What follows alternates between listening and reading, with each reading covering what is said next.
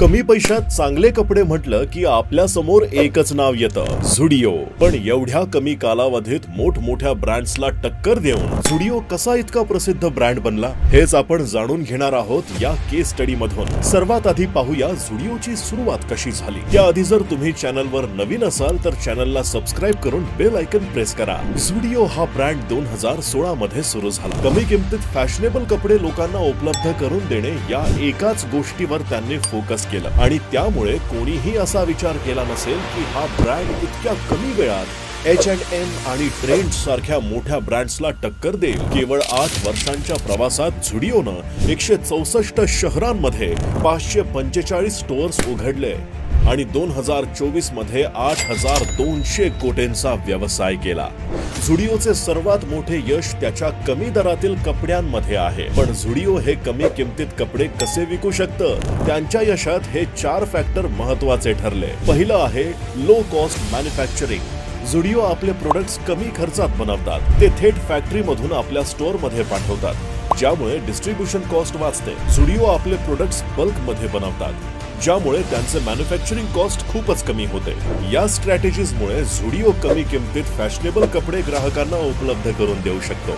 झुडिओ मार्केटमधील आधीच ट्रेंड असलेल्या फॅशन डिझाईन्सना कॉपी करतं, ज्यामुळे त्यांना डिझायनिंगसाठी पैसा खर्च करायची गरज लागत नाही।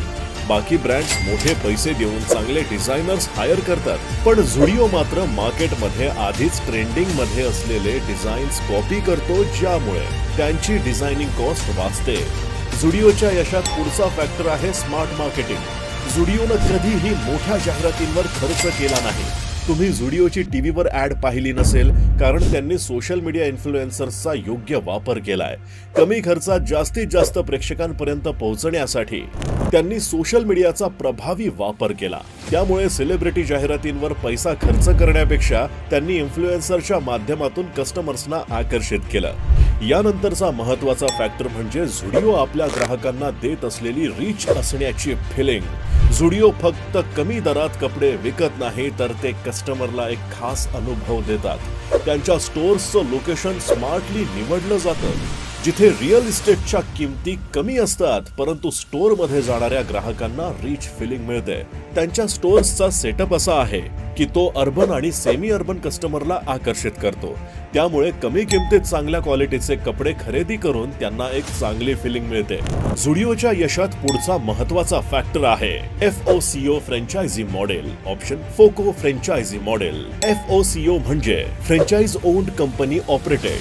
फोको मॉडेल यामध्ये स्टोअर सेटअपची सुरुवातीची किंमत फ्रँचायझी मालक देतो आणि ऑपरेशन झुडिओ हाताळतो। त्यामुळे झुडिओच्या फ्रँचायझी ओनरला त्याच्या इन्व्हेस्टमेंटच्या बदल्यात काही उत्पन्नातून काही टक्के हिस्सा मिळतो। या मॉडेलमुळे झुडिओच्या 545 स्टोअर्स इतक्या कमी वेळात उघडू शकले आहेत। तर मित्रांनो, झुडिओचे यश हे फक्त कमी किमतीत कपडे विकण्यात नाही, तर त्यांच्या अचूक बिझनेस स्ट्रॅटेजीज मध्ये आहे। कमी खर्चात जास्त परिणामकारक उत्पादन, स्मार्ट मार्केटिंग आणि मिडल क्लासच्या गरजा ओळखून झुडिओनं फॅशनच्या मार्केटमध्ये स्वतःची खास ओळख निर्माण केली आहे। तर तुम्हाला या केस स्टडीतून काय शिकायला मिळालं? तुम्हीही तुमच्या बिझनेससाठी कोणती स्ट्रॅटेजी वापरणार? विचार करा आणि तुमचं मत आम्हाला सांगा।